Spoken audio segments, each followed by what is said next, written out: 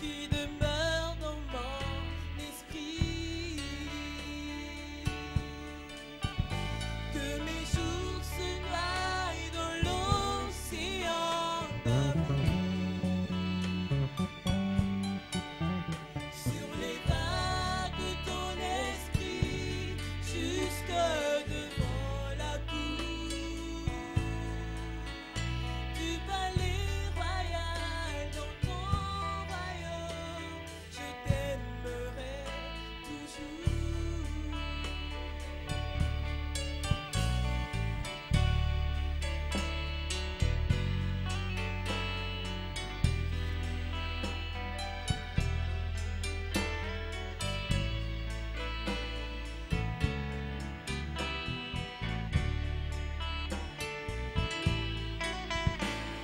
L'arbre de ton amour planté en moi fait germer ma vie devant ton trône, où je prends racine pour mieux porter les fruits du jardin de tes délices.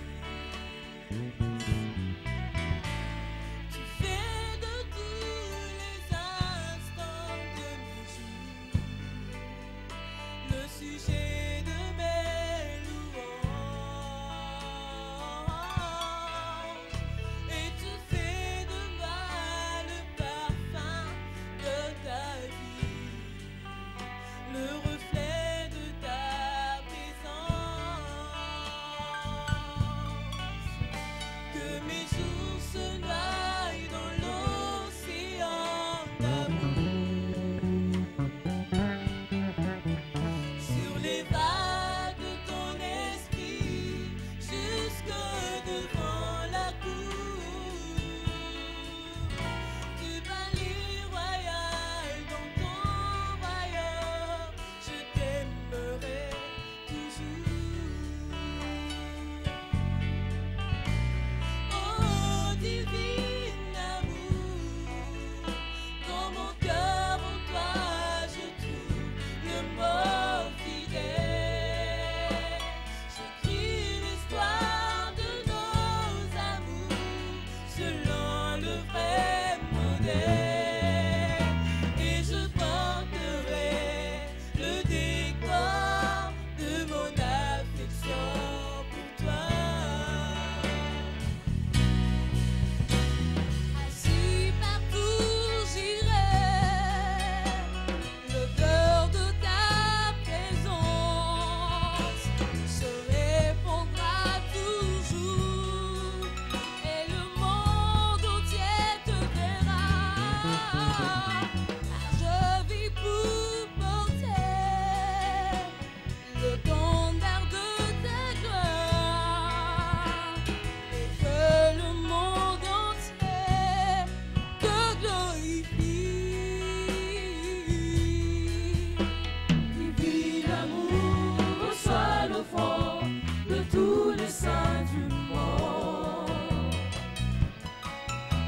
et que les anges se mettent avec les hommes pour célébrer ta gloire et proclamer ton nom, Jésus.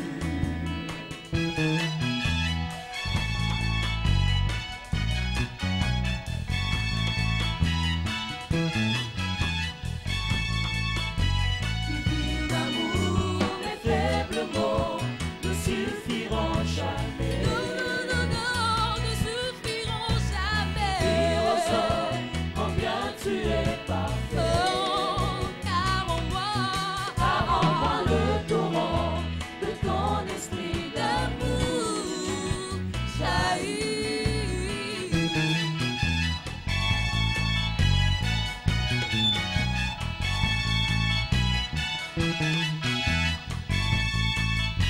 Divin amour, reçois l'offrande Merci de Jésus. tous les saints du monde. Reçois l'offrande. Que les anges se mettent Que avec les hommes se mettent avec les anges pour célébrer ta gloire, pour proclamer ton nom. Merci éternel. Jésus. Alléluia. Tu es adorable, Seigneur. Tu es adorable. Tu mérites honneur. Tu mérites exaltation. Oh, tu mérites tout. Nous te sanctifions. Merci, Père. Prends la place du roi en ce temps, Seigneur. Et donne-nous ta parole. Enseigne-nous, Seigneur. Seigneur, j'ai toujours dit que parler de toi, c'est bon. Mais parler de ta part, c'est ce qui est agréable.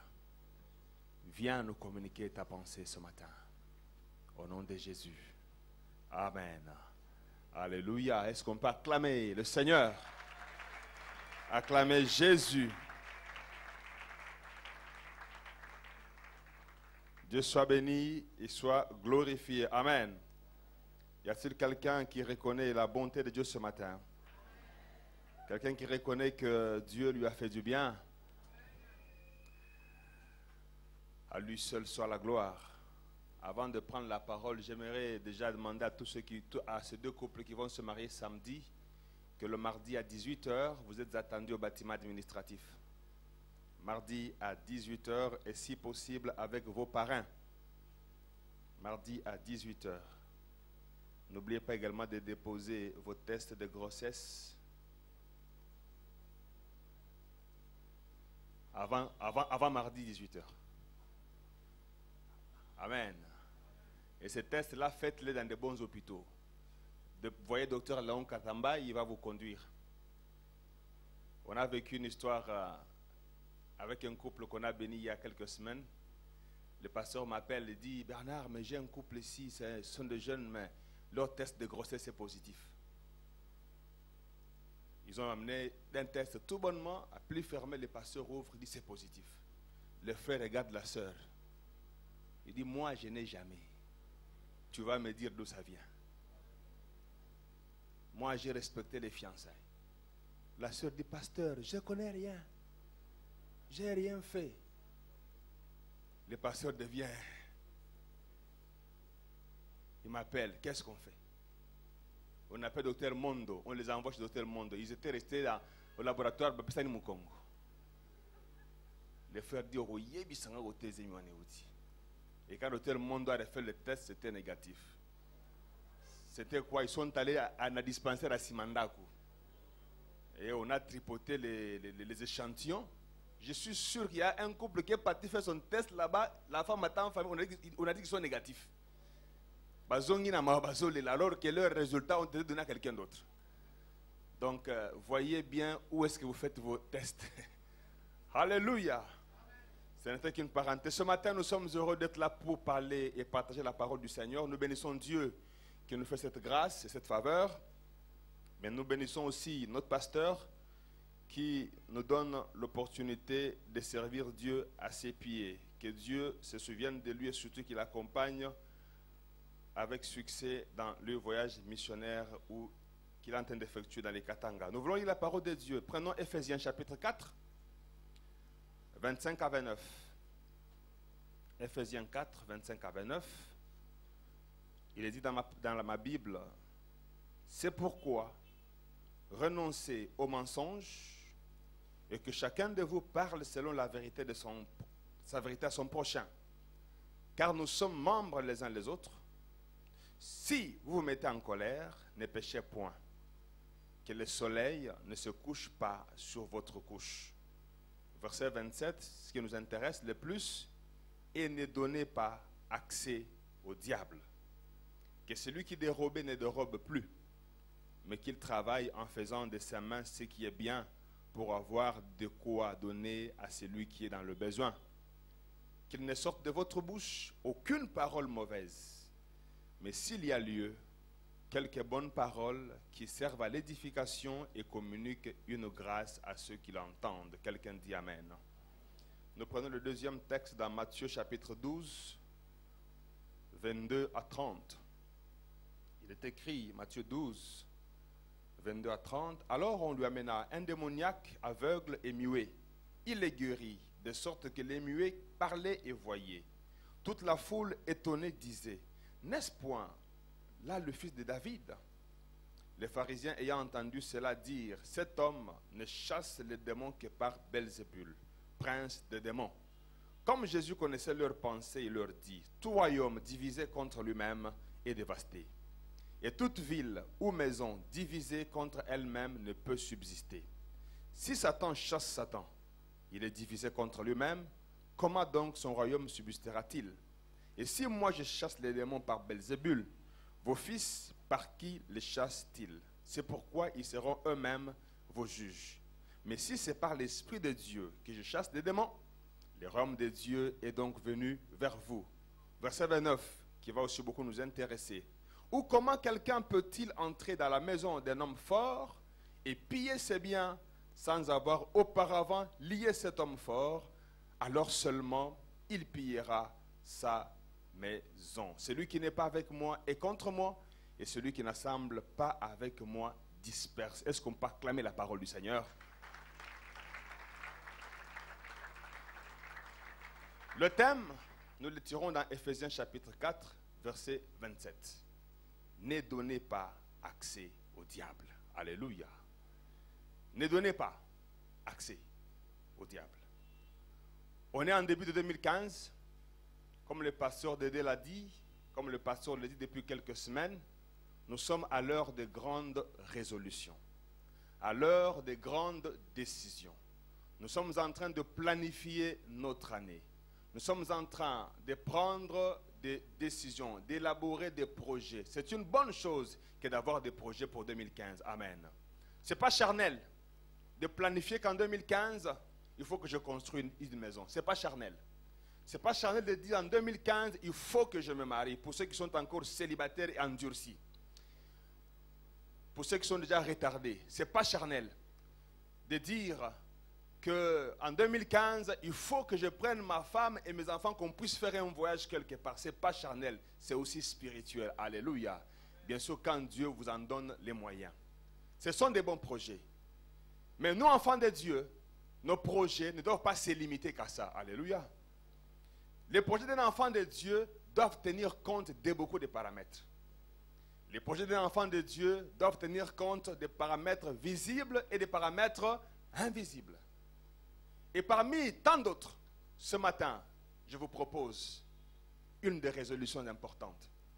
Parmi les multitudes de résolutions les plus importantes, je vous en propose une, à laquelle chacun de nous est appelé à accorder une attention particulière.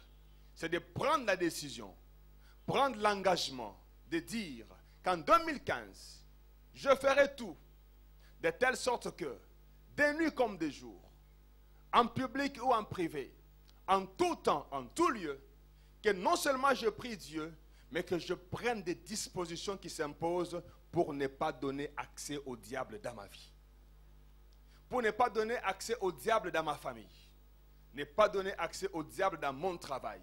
Ne pas donner accès au diable dans mes projets. Alléluia. Est-ce que quelqu'un comprend ces choses? La Bible dit, ne donnez pas accès au diable. Nous avons la responsabilité, soit d'ouvrir la porte, soit de la fermer. Est-ce qu'on se comprend? Ce n'est pas pour rien. Quand la Bible parle, chaque mot compte, chaque figure de style compte. Tout ce que la Bible dit, nous devons le comprendre et l'analyser profondément. Je pouvais simplement commencer par se prendre ce passage, verset 27, et parler. Ou aller dans Matthieu, prendre Matthieu 22, prendre le verset 29. Mais je déteste, je refuse de lire la parole de Dieu de manière comme des saucisses. Non, il faut toujours lire toute la parole et comprendre les contextes et comprendre ce que ça veut exactement dire. Pourquoi la Bible dit ne donnez pas accès au diable? D'autres versions disent ne permettez pas à l'esprit méchant de dominer sur vous. C'est ça, donner accès au diable. D'autres disent ne permettez pas, n'ouvrez pas la porte à l'esprit du mal. Ça veut dire que toi, enfant de Dieu, tu as la possibilité de ne jamais voir le diable agir dans ta vie. Amen. pour tout celui qui est né de nouveau, le diable ne peut en aucun cas venir s'imposer dans ta vie par la force. Il ne le fera pas. Le diable n'a aucun moyen de venir dire, moi j'entre dans cette maison et je m'installe. Si tu es réellement né de nouveau, tu as reçu Jésus comme Seigneur et Sauveur, tu n'as pas qu'est-ce que je veux dire? Le diable ne peut pas venir et entrer chez toi et s'installer sans que tu ne lui aies accordé la possibilité. Pourquoi? Parce qu'il est écrit, je vous ai donné le pouvoir de marcher sur les serpents, sur les scorpions et sur toute la puissance de l'ennemi. Et rien ne pourra vous nuire. La bonne façon de comprendre rien, c'est rien. Il n'y a pas d'interprétation prophétique de rien. Rien veut dire rien. Ça n'appelle pas une révélation particulière. Quand la Bible dit rien, c'est rien. Un homme de Dieu qui est parti dans la gloire, tel Osborne, j'ai lu un de ses livres, il dit, les secrets des miracles dans son ministère, c'est parce qu'il croit dans la simplicité de l'évangile. Il croit que Dieu est capable de faire ce qu'il dit qu'il est capable de faire, et que moi je suis capable de faire ce que Dieu dit que je suis capable de faire. C'est simple, je crois et ça passe. Ça n'appelle pas de formule magique. Il faut croire en la parole telle qu'elle est dit. Lorsqu'il dit ne donnez pas accès au diable, ça veut dire que nous avons la clé. Soit nous ouvrons et il entre, ou soit nous refusons qu'il entre et il n'entre pas. Amen.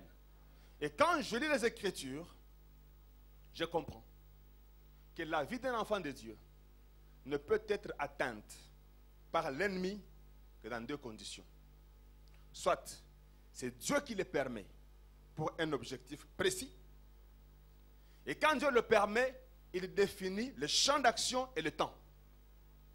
Et lorsque l'objectif est atteint, Dieu lui-même restaure l'enfant de Dieu au-delà même de ce que l'ennemi a détruit. La deuxième et dernière possibilité, c'est que l'enfant de Dieu lui-même accorde à Satan, accorde à son ennemi la possibilité de le toucher. C'est pour ça que cette année, je veux dire, Dieu est souverain. Et nous allons voir que dans la suite des temps, dans ceux qui ont vécu avec Dieu, Dieu n'a pas toujours permis que ses enfants soient touchés par le diable. Le seul cas qui sort de l'ordinaire, c'est le cas de Job. Et j'ai pris 3 passages bibliques ou 3 exemples pour illustrer le fait que le diable ne peut pas de force entrer dans ta vie et faire ce qu'il veut. Le premier exemple, je l'ai dit, ça concerne Job. Pour que Satan touche la vie de Job, il fallait qu'il reçoive une autorisation de Dieu.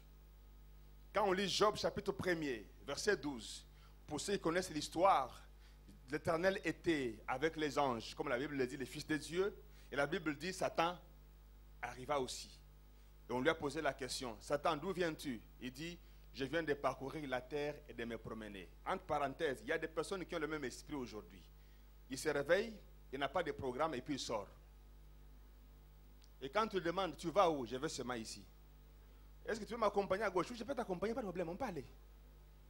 Donc il a le même esprit que le Satan, parcourir la terre et se promener, sans programme précis. Et il y a même des Congolais comme ça, chez toi à l'étranger, tu les trouves. Non, je peux te montrer, je suis le guide. Il est avec vous du matin jusqu'au soir et puis il a un peu d'argent à la fin. Mais toi, enfant de Dieu, aie un programme. Quand tu n'as pas de programme, reste à la maison. Prie, réfléchis et tu vas trouver des solutions. Ne te mets pas devant la parcelle ce qu'on n'a aucun débat.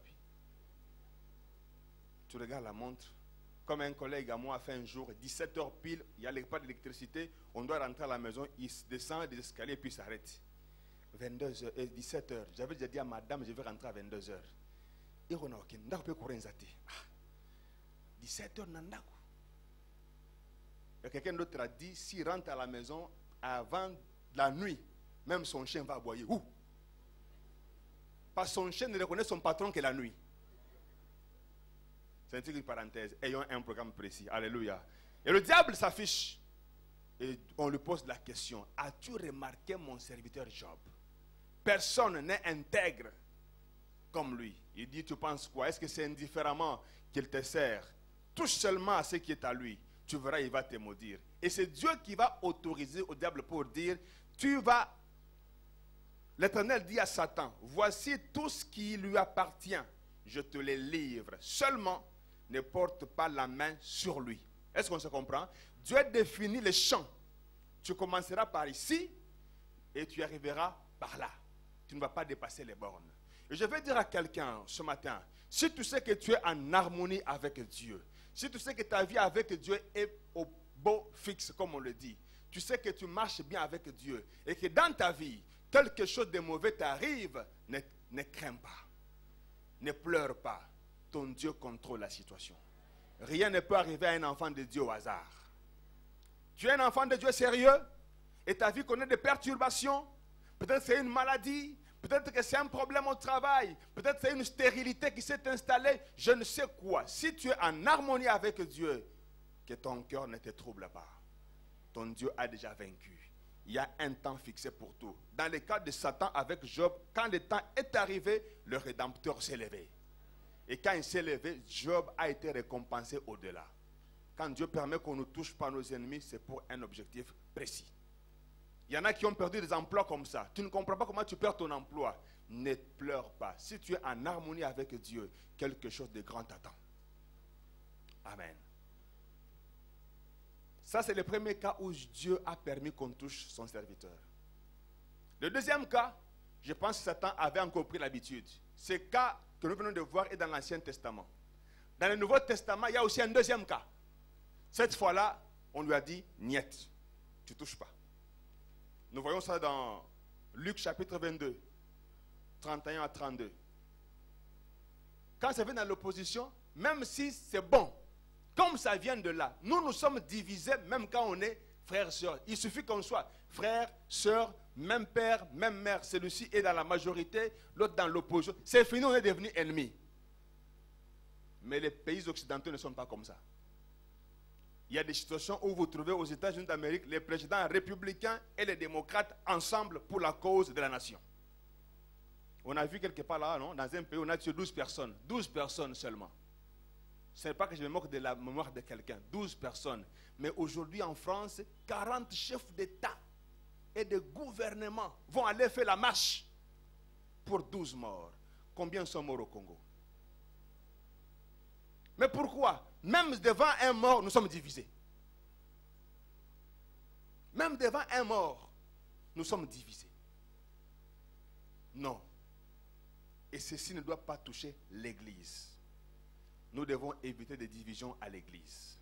Si nous voulons être une Église forte, où la main de Dieu agit, nous devons rester unis. Unis autour des valeurs spirituelles. Alléluia. Éviter des divisions.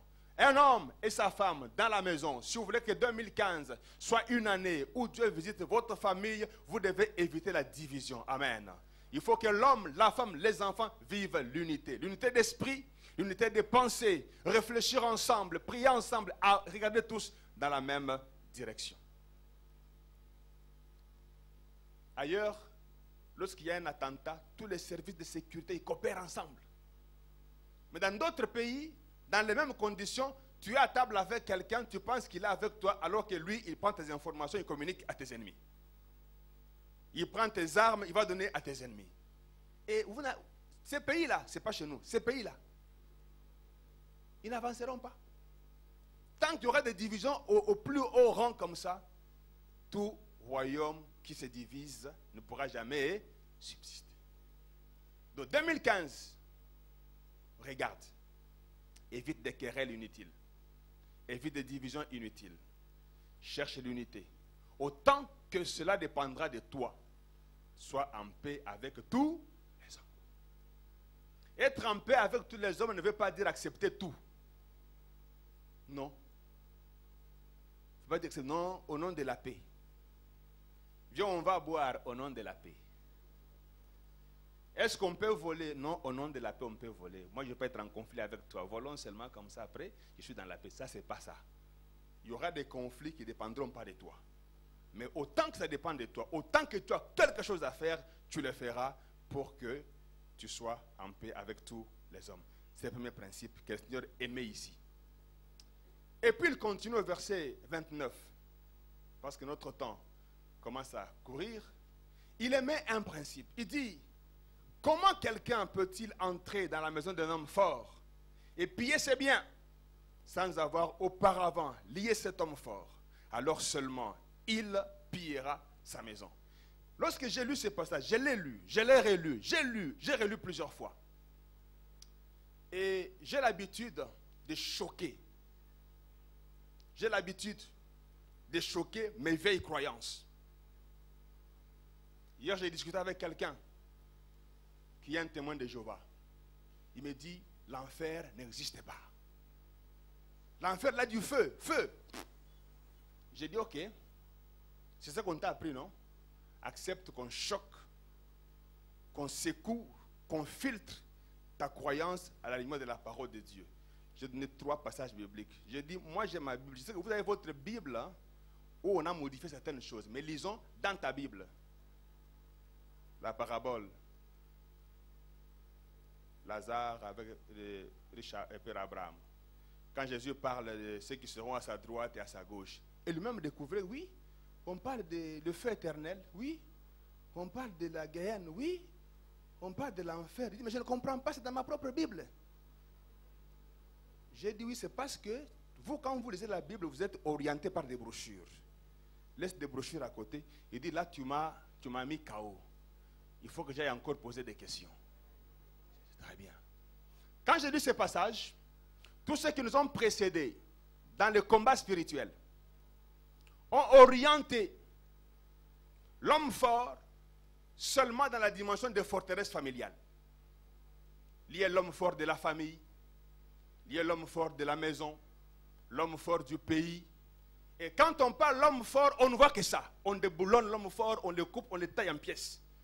Je ne suis pas contre. Parce qu'effectivement, il y a des familles qui sont dominées par des forteresses. Effectivement, il y a des familles où vous trouvez que depuis de génération en génération, tout le monde divorce. Ça sont des forteresses. Mais ce n'est pas le seul message que le Seigneur a voulu donner dans ce passage. Alléluia. C'est pourquoi j'ai dit que je choque mes vieilles croyances en les soumettant à l'analyse de la parole de Dieu.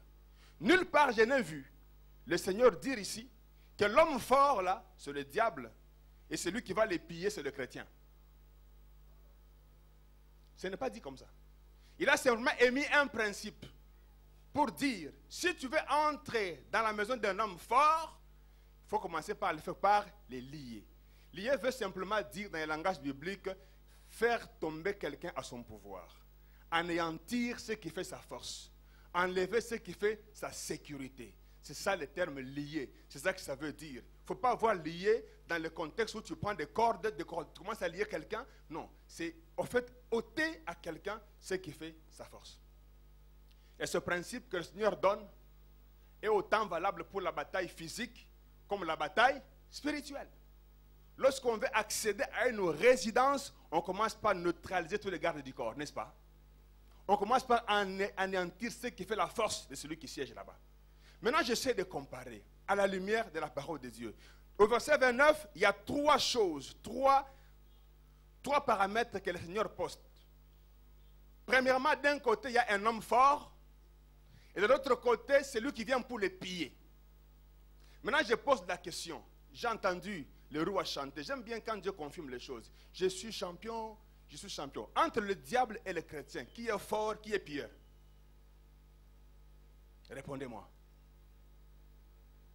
Il y a un homme fort, il y a un autre qui vient pour les piller. Entre le chrétien et le diable, qui est fort et qui vient pour piller?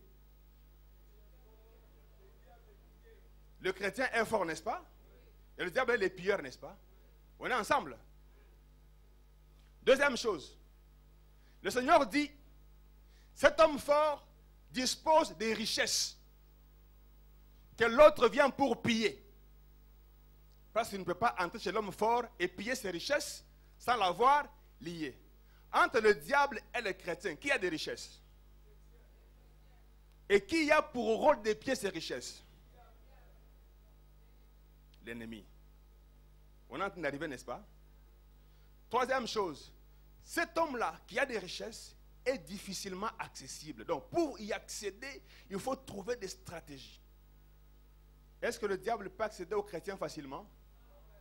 Jamais. Donc j'ai dit que je choque nos croyances et on doit avoir l'habitude de le faire. Donc ce passage, l'Esprit ne l'a pas orienté seulement pour dire, quand on dit homme fort, les chrétiens se disent, ok, c'est moi qui vais, je dois aller piller, je dois aller écrouler l'homme fort pour prendre... Non, le diable n'a rien que nous on peut envier. Chez le diable, il n'y a rien que les chrétiens peuvent aller chercher. Le diable n'a rien. C'est nous qui avons été bénis de toutes sortes de bénédictions spirituelles dans les lieux célestes. Et l'ennemi ne vient que pour égorger, détruire, dérober, n'est-ce pas? Donc nous devons faire attention. Le Seigneur nous a prévenus pour dire, le diable, s'il veut piller tes richesses, il va trouver les moyens d'enlever ce qui fait ta force. S'il n'enlève pas ces moyens-là, il ne pourra pas accéder. C'est ça le vrai message que Dieu a voulu donner dans ce passage. C'est ça le vrai message. On ne doit pas nous lier dans ce qu'on dit combat spirituel. Non, ce n'est pas seulement. Ça aussi c'est vrai. Mais le vrai message, c'est exactement ça que nous devons comprendre. Voilà pourquoi en 2015, il faut que tu aies à l'esprit que tu as des richesses. En 2015, aie à l'esprit que tu es un homme fort. Parce que celui qui est en toi est plus fort que celui qui est dans ce monde. En 2015, comprends qu'il y a quelqu'un qui est en train de chercher à te piller. Il est là. Il ne dort pas. Mais tant que tu ne lui accorderas pas l'accès, il ne t'éteindra pas. Mais si tu ouvres la brèche, il va faire son boulot correctement. Alléluia. Et quels sont? Je parlais de la première stratégie du diable, c'est venir semer des querelles, des troubles. La deuxième stratégie, ou la deuxième brèche, parce qu'on doit atterrir. Quelles sont les ouvertures à travers desquelles le diable profite pour anéantir ce qui fait la force d'un chrétien? La première ouverture que toi et moi, nous devons vraiment fermer, c'est entretenir la vie des péchés non confessés et des péchés non abandonnés. Alléluia. Dans 1 Jean, chapitre 5, verset 18, il est écrit, nous savons que quiconque est né de Dieu ne pratique pas le péché, mais celui qui est né de Dieu se garde lui-même et le malin ne le touche pas. C'est aussi écrit dans votre Bible comme ça? C'est aussi écrit dans votre Bible comme ça? Alléluia. J'avais dit au départ, il ne suffit pas de dire, je ferme ma parcelle, je verrouille. Ce n'est pas un problème de verrouiller avec la parole. Oui, on peut verrouiller en parlant, mais il faut passer à l'acte maintenant. En 2015, prends la décision de dire, je n'entretiendrai aucun péché dans ma vie. Oh, on ne dit pas amen à ça? Est-ce qu'on ne dit pas amen à ça? Est-ce qu'on ne peut pas acclamer Dieu pour ça, pour dire qu'on est d'accord? Lorsqu'un chrétien entretient des péchés non confessés, non abandonnés, il tombe sous le pouvoir du diable. Parce que quand vous lisez ce passage, la Bible dit, nous savons que quiconque est né de Dieu ne pratique pas le péché, mais celui qui est né de Dieu se garde lui-même et le malin ne le touche pas. Et au verset 19, il est écrit, nous savons du reste que nous sommes des dieux et que le monde entier est sous la puissance de qui? Du malin. Vous avez lu ça? Nous sommes des dieux, mais le monde est sous la puissance du malin. Tant que nous sommes des dieux, nous ne pratiquons pas de péché et le malin qui est puissant sur terre ne nous touche pas. Et quand on tombe dans le péché, autrement dit, on tombe sous la puissance du malin. C'est comme ça que beaucoup de serviteurs de Dieu qui combattaient le divorce hier, ils sont devenus incapables de combattre le divorce aujourd'hui. Pourquoi? Parce qu'eux-mêmes sont tombés dans ça. En étant tombés dans ça, le diable a enlevé ce qui faisait leur force. Comment vas-tu t'élever pour dire, non, le divorce c'est mauvais, quand toi-même tu as divorcé? Quand tu as ta femme de sorcière, tu l'as mise à la porte, tu veux qu'elle fasse quoi? Tu l'as mise à la porte. Elle est partie. Tu t'es remarié à une jeune femme du ministère. Donc, et c'est ça la stratégie de l'ennemi. Quand un homme de Dieu, un serviteur, un enfant de Dieu est en train de combattre, de prêcher, traquer quelque chose, le diable viendra toujours, il ne sera pas tranquille. Il va vouloir te faire tomber dans ce que toi-même tu condamnes. Et quand tu tombes dans ça, tu es désarmé. Tu es désarmé. Et cette année, prie le Seigneur. Prends des dispositions pour que tu ne tombes pas sous le pouvoir de l'ennemi.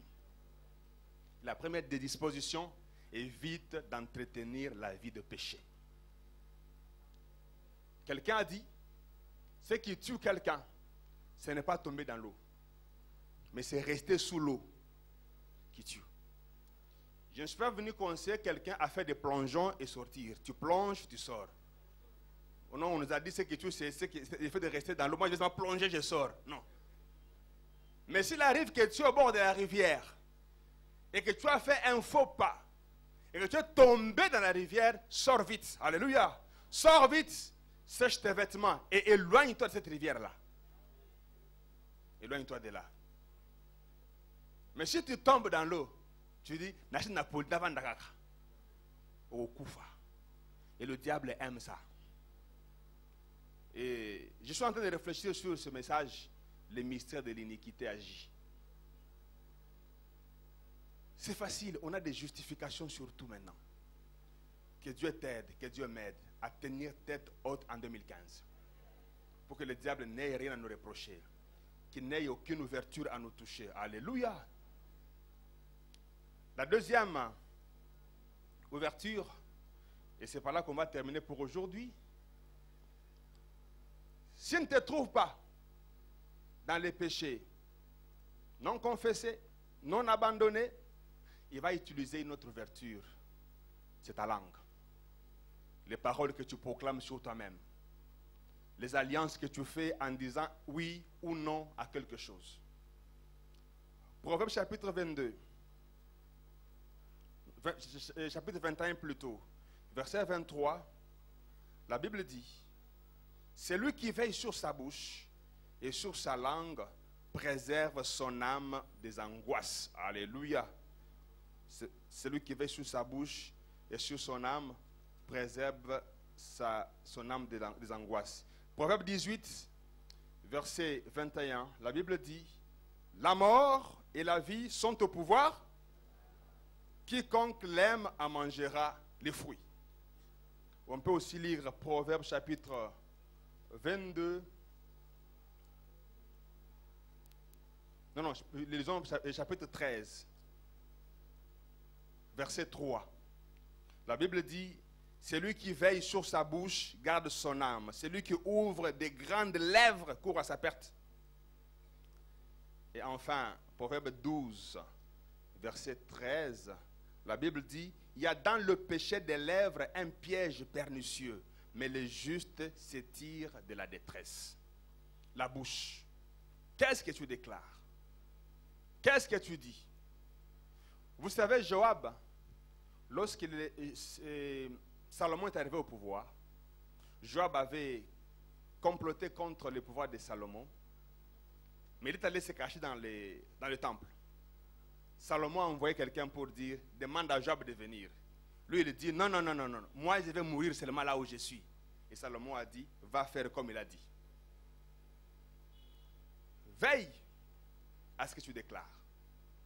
Le diable peut venir simplement, il arrive chez toi, au travers de quelqu'un, bien sûr. Il ne viendra jamais comme on le dessine. Hein? Il vient, commence à dire: mais moi, on a mouillé bien. Sur ton enfant, moi, on a mouillé bien. Toi, tu dis: vraiment mouillé bien, mon oeil. Tu confirmes ça. Je sais que ma femme se met de ses côtés. Un jour, mon beau-père, mon premier fils avait encore 8 ans, 8 mois. Il porte mon enfant, mon fils était gros, il mangeait beaucoup. Et puis il dit: toi tu manges trop, voleur. J'ai dit à mon beau-père: non papa, il n'est pas voleur. C'est seulement un enfant qui mange. Oui, parole contre parole. Coup contre coup. Lui, il peut le dire de manière inconsciente. Mais les esprits se promènent dans les airs. Na moni okufa avant, na okufa avant. Na ko répondre coup sur coup, na okufa avant. Toi, je vais dans cette entreprise, on va te chasser. Non, je viendrai comme je suis entré. J'étais venu seul, je partirai seul. Coup contre coup, parole contre parole.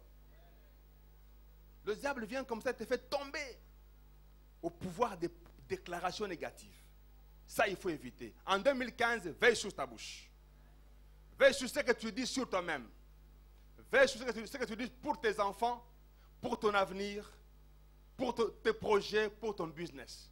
Il ne faut pas être comme dans un pays là, on a raconté qu'un gouvernant va pour regarder un chantier. En tout cas, ce n'est pas ici. Dès qu'il a vu seulement les réalités, il a dit Mbogo Bonga Chouti. Ça, c'est un gouverneur de ce pays, il a déclaré comme ça. Donc, si toi qui as le pouvoir de réparer, tu commences par confesser que ça ne s'améliorera jamais. Fais attention à cela, n'est-ce pas? Donc, bien aimé le Seigneur, la vie et la mort sont au pouvoir de la langue. La Bible dit, celui qui l'aime mangera des fruits. Donc, selon que ta langue va proclamer de bonnes choses, tu mangeras les fruits. Selon que ta langue aussi proclamera de mauvaises choses, tu mangeras aussi des fruits. C'est comme ça. Le diable ne viendra jamais s'imposer. Il va simplement venir, il te provoque, tu lâches une parole et il fait quoi? Il a saisi. Dans l'ancien temps, dans un village, un enfant est décédé. Et puis, plus tard, un sorcier se dévoile. Il dit, non, moi j'étais en train de passer le soir devant la parcelle. Et puis l'enfant courait. Et celui qui le poursuivait était en train de dire, Bokangaye, Bokangaye, Bokangaye, Nakangi. Ça paraît banal, mais c'est comme ça. Parents, que Dieu nous ouvre les yeux. Proclamons des bénédictions sur nos enfants. Et chaque jour, faites comme David. C'est ici le jour que l'Éternel a fait pour moi. Qu'il soit pour moi un sujet de joie et d'allégresse. Je n'ai pas à me préoccuper sur ce que mes ennemis déclarent sur moi. Parce que ce que les ennemis déclarent sur moi n'a aucun pouvoir sur moi. Ça les engage. Je n'ai même pas tout le temps, comme le pasteur le disait, à regarder qui a dit quoi. Aller commencer à casser. Oui, ça peut arriver, mais ce n'est pas ça ma préoccupation. Moi, ce qui m'engage, c'est ce que moi j'ai dit sur moi.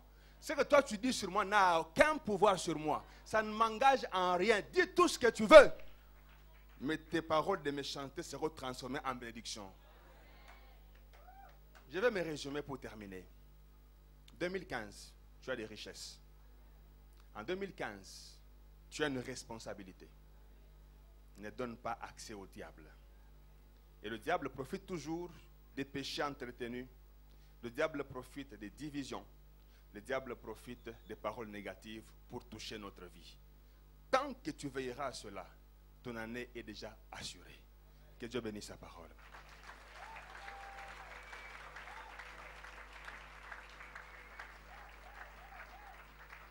Nous acclamons le Seigneur très fort et nous le bénissons.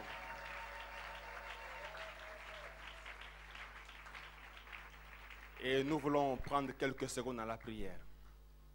Tu as écouté la parole, c'est bien de l'avoir acclamé Dieu pour ça. Mais l'heure est arrivée où nous devons prendre des résolutions.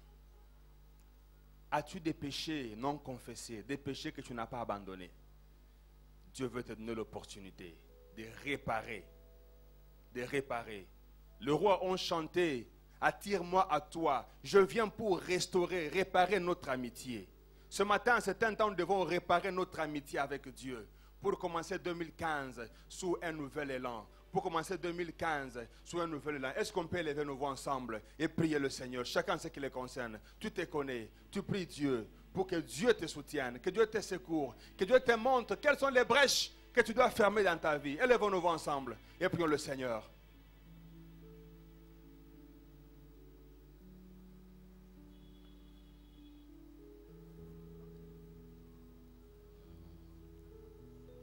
Élevons nos voix, prions pour nous-mêmes. Jésus, viens à mon secours. Que je n'ouvre pas de porte cette année.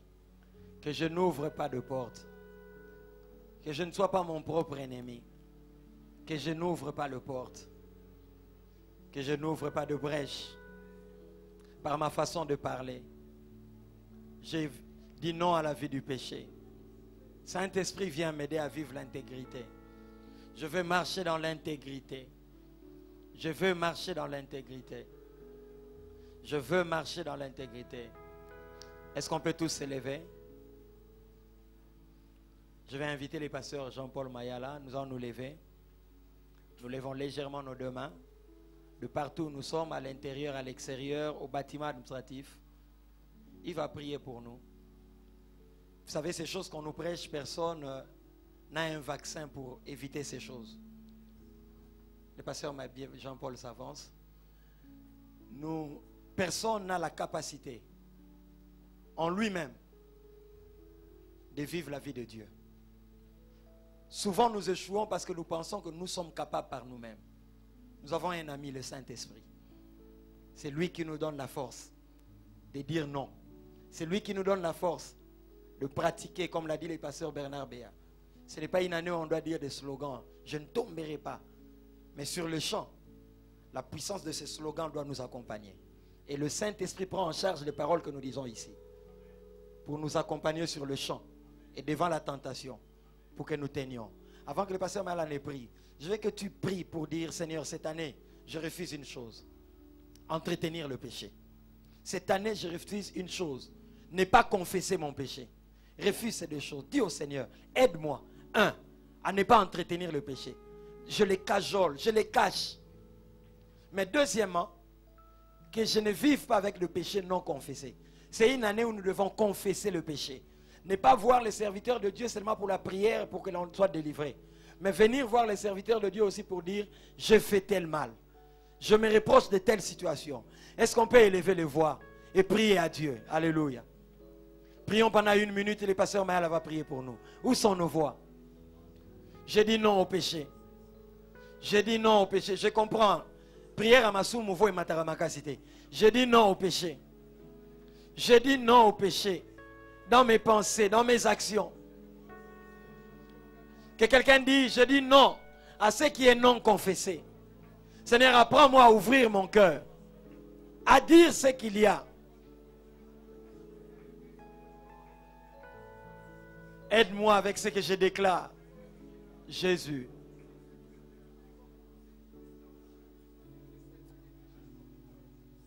Que le Seigneur t'aide. Que le Seigneur te garde. Que le Seigneur te protège. Qu'il te donne de résister face à tout ce qui pourra se présenter devant toi. Afin que cette année tu sois vainqueur. Au nom de Jésus. Amen. La suite de ma prière, la voici. 2 choses à faire. Jean 15, 5. Christ est le sceptre, nous sommes les sarments. Sans lui, nous ne pourrons rien. Première chose. Deuxième chose. Psaume 90, verset 12. Psaume 90, verset 12. Seigneur, enseigne-moi à bien compter les jours de ma vie, afin que je m'applique à la sagesse. Voici ce que tu compléteras à cette prière au nom de Jésus. Amen. Est-ce qu'on peut bien acclamer le Seigneur en poussant des cris?